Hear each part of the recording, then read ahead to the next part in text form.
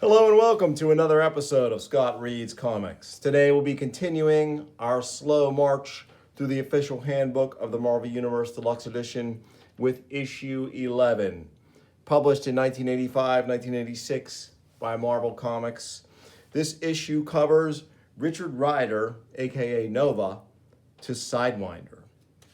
And we have we've got a few, maybe one of, this might be our last John Byrne cover, actually, as he is about to depart for DC around this time, or may already have departed. So we'll see with issue 12 what we get, but this is another great John Byrne wraparound cover featuring many of the characters who appear in this issue. And let's dive right in. We have our data corrections on the front piece here, but first, our main contributors to this issue: Mark Grunwald, writer, producer; Peter Sanderson, writer, researcher; Elliot Brown, technical illustrator; Joe Rubenstein, inker, embellisher; Andy Yanchus, colorist; and James Fry, art enhancer. And we begin with Richard Rider, although a quick visit here to our data corrections 3. Again, this is fans writing in, finding minute details that were missed in the previous issues, and editor Mark Grunwald publishing those here and making good on some of the mistakes that were made. A lot of little niggling details in this sort of production, so you're going to miss stuff. It's inevitable. We've talked about that in the past. So we have Richard Rider, who was once Nova, drawn fittingly by Carmine Infantino, who drew a number of issues in the series. And this is pretty good Carmine Infantino figure work here. Not the biggest fan of Carmine's later work, but that's a nice piece on Richard Rider. And I always thought they underrated Nova's powers overall. I thought he was more formidable. And later on, Dan Abnett fixed that in his 2000s Nova series by really pumping up the power on Nova and making him a cosmic player. As Nova, he could lift press approximately 1 ton. He had the ability to fly at great speed and had incredible endurance. They have his flight at the speed of sound, which they were saying is 770 miles an hour, which is kind of one of the benchmarks that showed up a lot in this series. So he was really fast. Very cool artwork here. That might be some piece right there. Next, we have the Rigellians, one of the more notable alien races in the Marvel Universe. They had many run-ins with Thor, as this art indicates here. They've got Thor trapped here.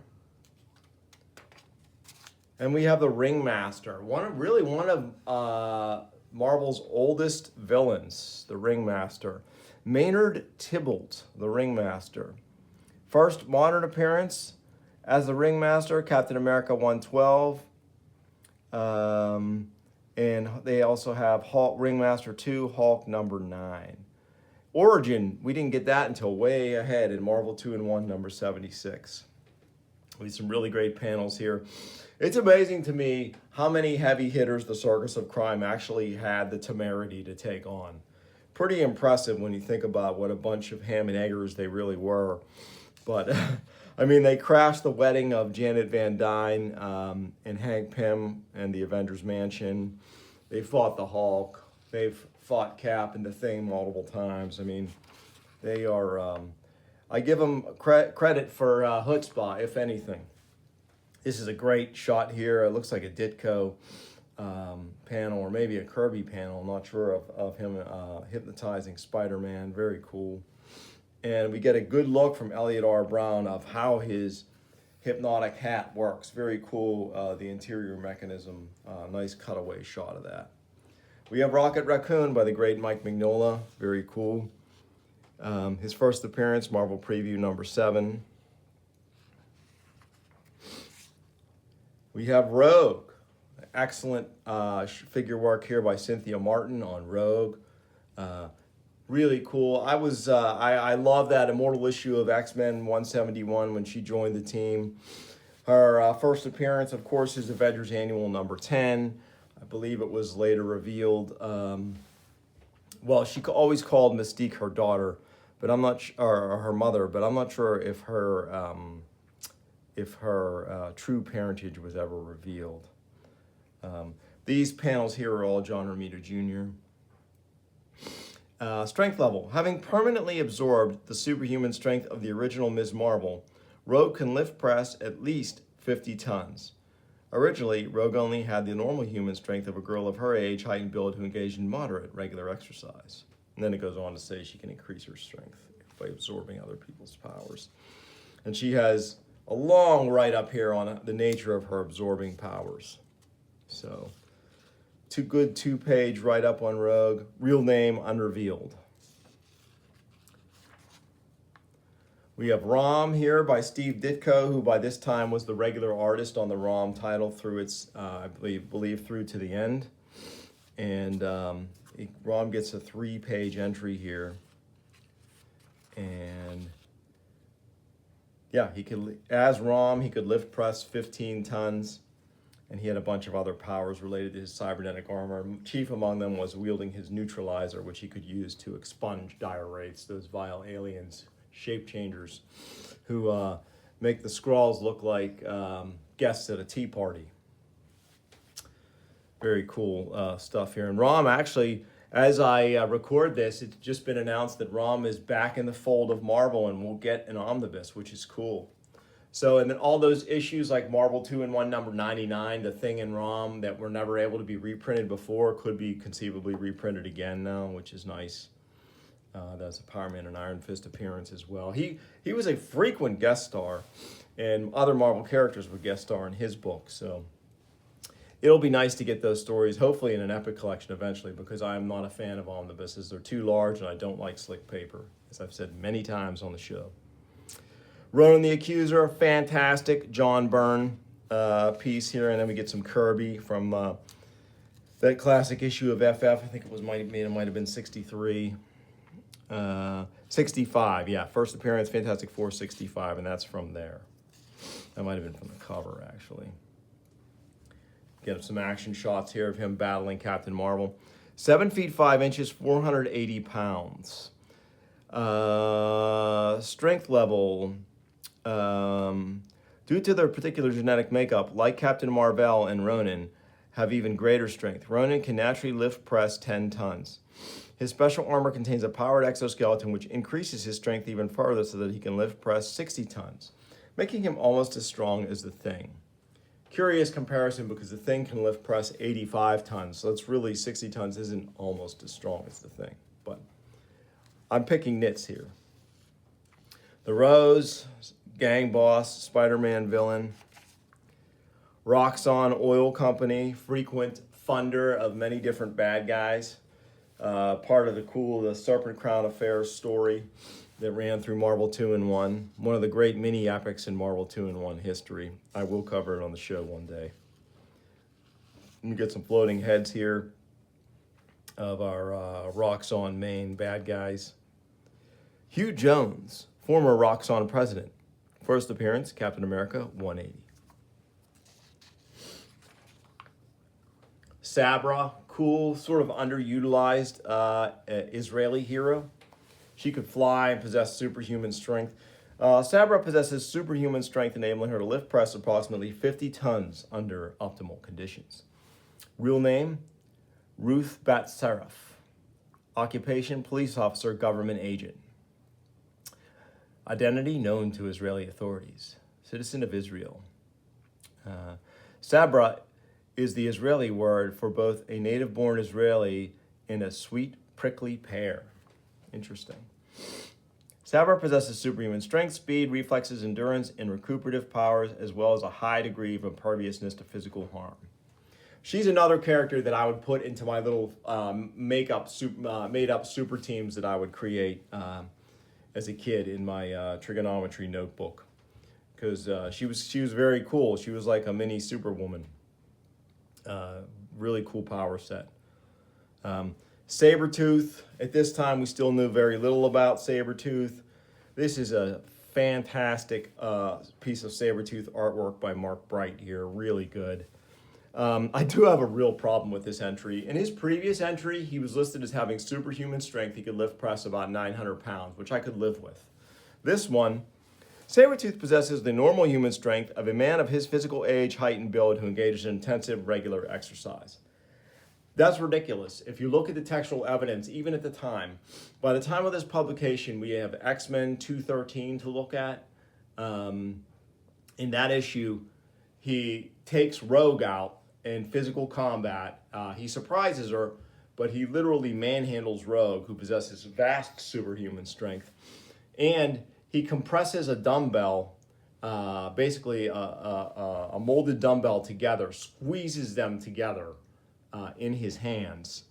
That is an obvious demonstration of superhuman strength. So I disagree with this entry. But then you're not going to get them all right, or you're not going to agree with every writer's decision. In this case, I'm assuming Mark Grunwald on all. There's so many of these entries, and non-superhuman power. He basically has all of Wolverine's powers, essentially. Much larger, 6'6", 275. First appearance, the Immortal Iron Fist 14. I owned that book multiple times. I don't now, and I regret it because it is a very pricey book to get a hold of now. I'd love to have the original again. Sandman, William Baker, former professional criminal, and now he's by this time he's sort of turned a hero role now.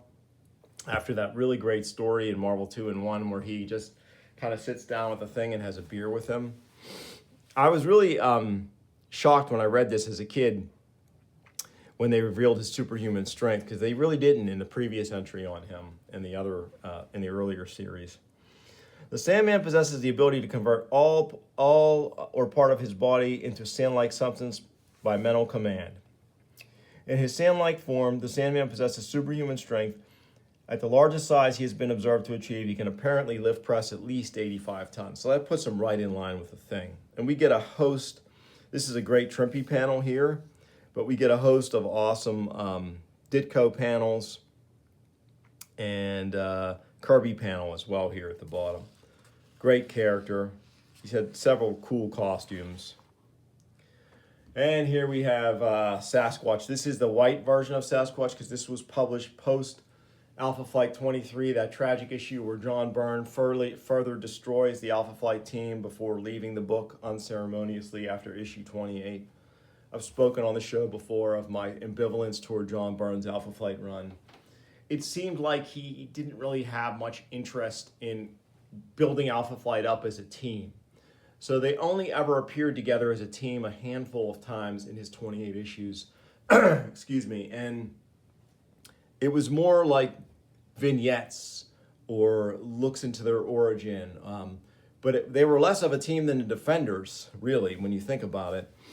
And I just wish that maybe if John wanted to draw it, someone else like Roger Stern could have plotted it or written it and given them more of a cohesive feel as a team. I want them to be a super team before you deconstruct them. But here we have Sasquatch, and listing his strength, and in the Sasquatch form is 70 tons. Later, when Walter Lankowski takes the form of Box, he can lift press 85 tons. Byrne revealed that he was actually a great beast, Tanarak, which, again, I hated that aspect of his retconning his origin. We do get a host of great John Byrne panels in this 3-page entry. And let's face it, no one draws Sasquatch like John Byrne. He's John Byrne's creation, and no one else can really draw him as well as John Byrne. Paul Smith did a decent job in the X-Men Alpha Flight team-up. There have been a few others here and there. Jim Lee does a decent Sasquatch, but a lot of other people, including one of my favorite artists, Sal Buscema, don't draw him very well. Maybe we'll cover that Hulk annual, though, where he fights the Hulk. Savage Land mutates. These are very nice truncated entries on the Savage Land mutates. Who draws these? I forget. Let me see here. Savage Land. Oh, Craig Hamilton. Yeah, nice. Normally so thought of as an inker or colorist, but really nice artwork here by Craig Hamilton. Barbarous, Gaza, Brainchild. They were a cool group of villains, and they, of course, whenever you were in the Savage Land, you knew they were going to show up at some point. Scarecrow, very creepy version of this villain. I believe he's like almost a serial killer in this guy's this version. So that's a great Mike Zeck drawing too. Very creepy. Awesome John Byrne Scarlet Witch. I love this panel where she's scattering these guards, canceling gravity on them. And we just get a ton of great John Byrne here. They knew which panels to draw from. This is totally awesome. This is from the Byrne's epic 10 or 11 issue run on Avengers, I believe inked by Dan Green, the Wundagore saga. And this is from the Immortal Avengers 164 to 166, where they fought Count Nefaria. I'm not sure about this one here. But yeah, this is tremendous. Byrne would later go on to really, again, deconstruct the Scarlet Witch and literally deconstruct the Vision and their relationship in his run on West Coast Avengers, or Avengers West Coast, if you will. Awesome Scorpion by Mark Beecham here, really cool. One of my favorite Spider-Man villains.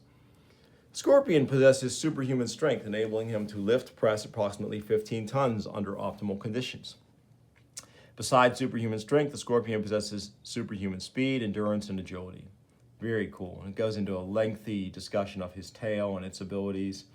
Nice cutaway by Elliot Brown.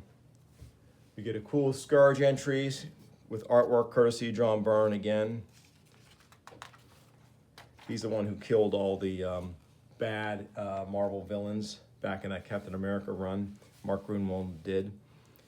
Entry on the Secret Empire, one of Marvel's bad guy secret organizations. They put him up there with Hydra, AIM, the Corporation, other groups like that who kind of were often behind the scenes of villain activity.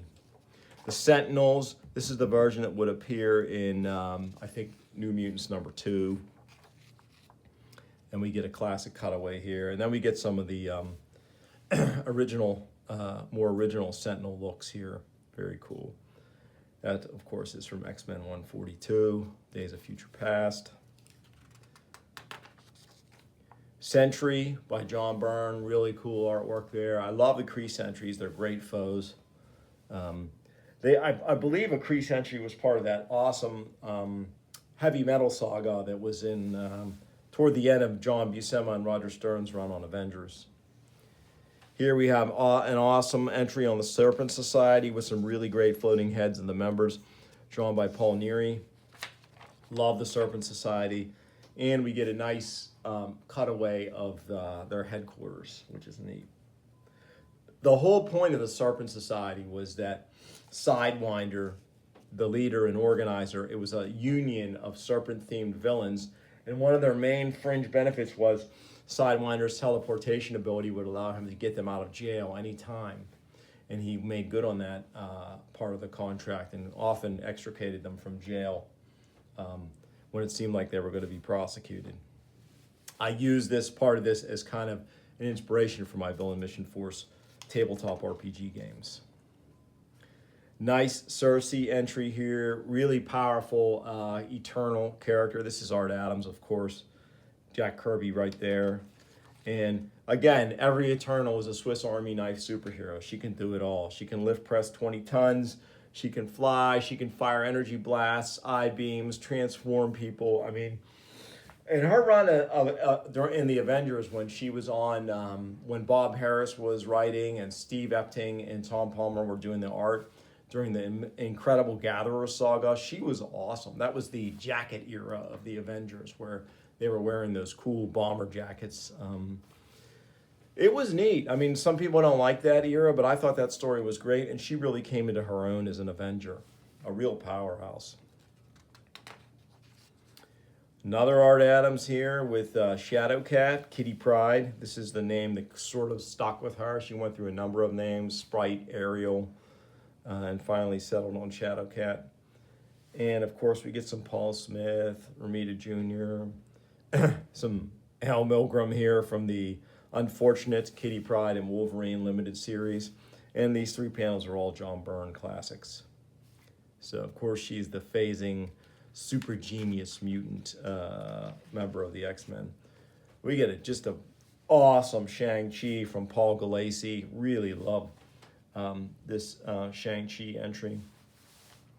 Let's read a little bit about Shang-Chi here. Shang-Chi is reputed to be the greatest living master of the martial art of Kung Fu. In addition, he is skilled in a variety of related mental and physical disciplines. Although he possesses no superhuman powers, he has successfully battled superhuman enemies and also successfully battled enemies armed with highly sophisticated weaponry. Yeah, he sure has. He's tangled with everybody in the Marvel Universe. And I maintain that Master of Kung Fu number 125, which is his last, which is the last issue of that title before it was canceled, is one of the best final issues up there of anything I've ever read. I put it up there with the last issue of DC's A-Rack of all things, A-Rack number 50, which had a really great ending too of a series. Just very, very nice wrap up for the series. Last line here. He currently spends much of his time as a fisherman. Great Shauna the She-Devil here. Who draws this one? Joe Kubert. Wow, classic piece from Joe Kubert. Classic piece from a classic artist. Very cool character, Shauna. And we have an excellent entry here on the Shaper of Worlds. One of those cosmic characters in the Marvel Universe who, again, often is behind the scenes, pulling the strings on other characters or causing things to happen remotely until they show up and act very enigmatically. He's intimately tied to the Cosmic Cube. Just a very cool character. Incredible Hulk 155 is his first appearance. His origin was Captain America Annual number 7. So very cool. Yeah, some great panels here, some Trimpy that's really awesome. Nice entry on the She-Hulk, of course, by John Byrne. Great panel here from the Secret Wars saga by Mike Zeck, where she punches the Enchantress, knocks her out with one punch. Very cool. And some more Byrne panels here. Strength level. In superhuman form, the She-Hulk possesses superhuman strength and can lift press at least 75 tons. She is continuing to train to lift even greater weights, and the uppermost limit of her potential strength is as yet unknown. I thought this was really cool because when Byrne brought her into the Fantastic Four to take things place during his hiatus after the Secret Wars, she had like a 50-ton strength level as set previously in her entry in the original edition of the official handbook. And there was one sequence, I forget which issue of FF it was, might have been 275, where she's training with her boyfriend Wyatt Wingfoot in the FF's gym, and it shows her pressing 75 tons, and they remark on her progress. And I thought that was kind of neat, the idea that a character's strength wasn't set in stone, just like a normal weightlifter. She could add strength and muscle over time. Entry on the Shi'ar here, that's Paul Smith, really nice artwork, and we're getting a lot of John Byrne and Paul Smith stuff here. And a little bit of Dave Cockrum there too. I always thought it was cool that the Shi'ar as a race were all superhumanly strong, could lift press 1 ton. So they were they were more formidable than a human physically. Entry on S.H.I.E.L.D. here, long entry. All of our floating heads, which are done by Mike Zeck. And some great Steranko panels here. Cool entry on S.H.I.E.L.D. uniforms. These are the modernized S.H.I.E.L.D. uniforms. And this is the one, this is post when they redefined S.H.I.E.L.D. Yeah, here it is. S.H.I.E.L.D., Supreme Headquarters International Espionage Law Enforcement Division. Previously, the acronym had a different series of words associated with it, but they modernized it in, I think, after the Nick Fury versus S.H.I.E.L.D. limited series. Here's a classic S.H.I.E.L.D. flying car. Again, Elliot Brown just crushing these technical drawings, really bringing out the rich detail of the tech involved in the S.H.I.E.L.D. Equipment. Very cool.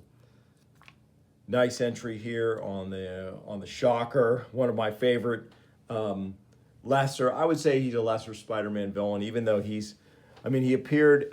His first appearance was Amazing Spider-Man 46. So, he's a pretty storied villain with a lot of appearances. He even was a member of the Masters of Evil briefly during the Stern Milgram run on that book. I love the costume. I have a friend who often points out to me that his name really should be the Vibrator, not the Shocker, but That is a rather unfortunate name, and I'm glad they went with Shocker instead, although Shocker also has some rather humorous other meanings, but we won't get into that here. Shooting Star, really beautiful piece by Jackson Geiss. She was a member of a short-lived super agent team for S.H.I.E.L.D. Her first appearance was Hulk 265. So she was just an expert marksman. Excellent entry here on the Shroud by Bill Sienkiewicz. Really cool artwork. And you don't often get to see the Shroud's eyes because they're always covered. So that's a really neat look at that. It gets into his ability to control the dark force. The Shroud possesses the mystical ability to summon absolute darkness by opening a mystical portal into a dark dimension and drawing its thick, inky atmosphere in various quantities into Earth's dimension. The darkness is not simply the absence of light, but the negation of it. No form of illumination can penetrate it. The Shroud has such control over the darkness that he can even create hazy-edged, featureless black shapes with it, the complexity of which are limited only by his imagination. The Shroud possesses a mystical sense of perception, enabling him to see even through his own mantle of darkness. This mystical sense gives him psychic impressions of the environment within a radius of about 100 feet of him. Unlike Daredevil, the Shroud can receive non-visual sensory impressions through solid objects. Thus, he can perceive people and objects in the room next to him with the ease that he can perceive the contents of the room he is in. The Shroud does not possess any other heightened senses. The Shroud is a practicing master of an unnamed Oriental martial art and is adept at acrobatics. He's 6'2", 220. Very cool character. Always would think about the Shroud in those teams of my own that I would make up too, as a great like spy and sort of like sneaky operative. Great character, and I love that he became the leader of that team, the Night Shift, that team of villains who he made into heroes to battle the underworld in L.A. Very cool. Supervillain Team Up number 5 is his first appearance. And finally, we finish off with Sidewinder, drawn by Walt Simonson. Very cool piece. And I love this two-panel shot from Captain America by Paul Neary, brilliantly showing Sidewinder's teleportation abilities. Seth Volker, former college professor, former financial analyst, now professional criminal. 5'9", 180. He's very cool. Very cool. And we finish up here with other dimensions on the back piece and the rest of the data corrections. Let me see. I always like to read one of these. So let's read about the planes of Puldark. Type, Mystic Realm. Environment, Alien. Usual means of access, magic. Dominant life form, demonic creatures. The planes of Puldark are inhabited by hostile and aggressive creatures who once managed to break through into our world when a mystic charlatan accidentally succeeded in opening a portal. Fortunately, Doctor Strange was able to drive them back and close the dimensional warp. First appearance, Doctor Strange 65. And there you have it. That is the official handbook of the Marvel Universe, Deluxe Edition number 11. I hope you enjoyed our read-through. If you did, please like and subscribe, tell your friends, and leave me a comment too. Let me know what characters from this issue that you liked, or even talk about what things you might want me to read in the future. I'm open to suggestions. Anyway, I'll be sure to bring you more soon on Scott Reads Comics. Thanks for watching.